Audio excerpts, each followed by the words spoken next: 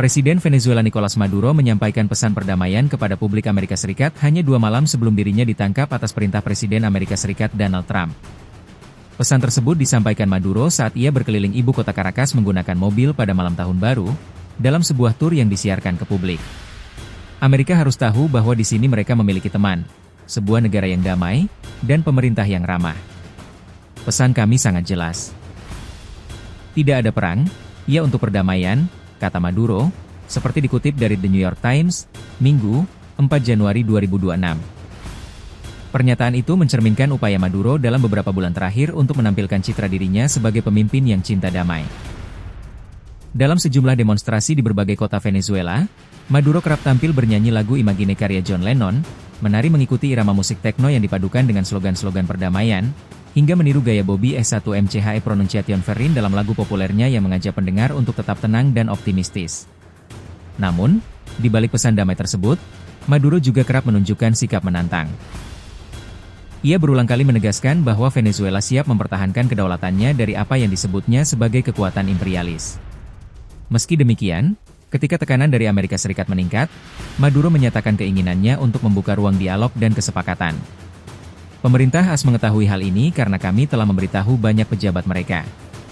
Jika mereka ingin melakukan percakapan serius tentang perjanjian anti-narkoba, kami siap, ujar Maduro. Ia juga menyebut Venezuela terbuka terhadap investasi Amerika Serikat, termasuk di sektor energi.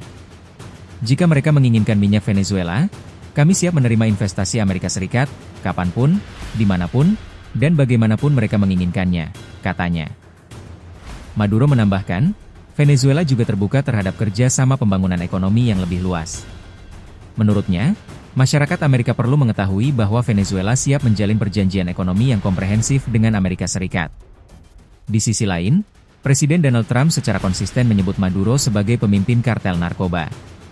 Pada Sabtu, 3 Januari 2026, Jaksa Federal Amerika Serikat mendakwa Maduro dan istrinya, Cilia Flores, dengan tuduhan terorisme narkoba serta konspirasi untuk mengimpor kokain ke Amerika Serikat. Maduro membantah keras tuduhan tersebut.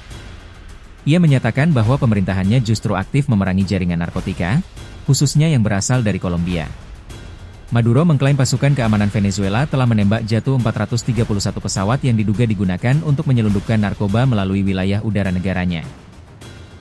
Menurut Maduro, tuduhan yang dialamatkan kepadanya merupakan rekayasa politik untuk membenarkan tindakan militer terhadap Venezuela. Ia membandingkan tuduhan tersebut dengan klaim senjata pemusnah massal yang digunakan Amerika Serikat sebagai dasar invasi ke Irak di masa lalu. Mereka tidak bisa menuduh saya atau Venezuela memiliki senjata pemusnah massal, atau rudal nuklir, atau senjata kimia. Jadi mereka mengarang tuduhan yang pemerintah Amerika Serikat tahu sama palsunya dengan klaim senjata pemusnah massal yang membawa mereka ke dalam perang abadi, ujarnya.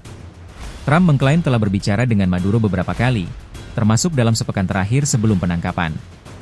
Namun, Maduro membantah adanya komunikasi terbaru tersebut. Ia menyatakan hanya pernah berbicara sekali dengan Trump, yakni pada 21 November lalu, melalui panggilan telepon berdurasi sekitar 10 menit yang disebutnya berlangsung sopan. Pada Sabtu, 3 Januari 2026, aparat Amerika Serikat menangkap Maduro dan membawanya ke New York. Ia diperkirakan ditahan di pusat penahanan metropolitan di Brooklyn.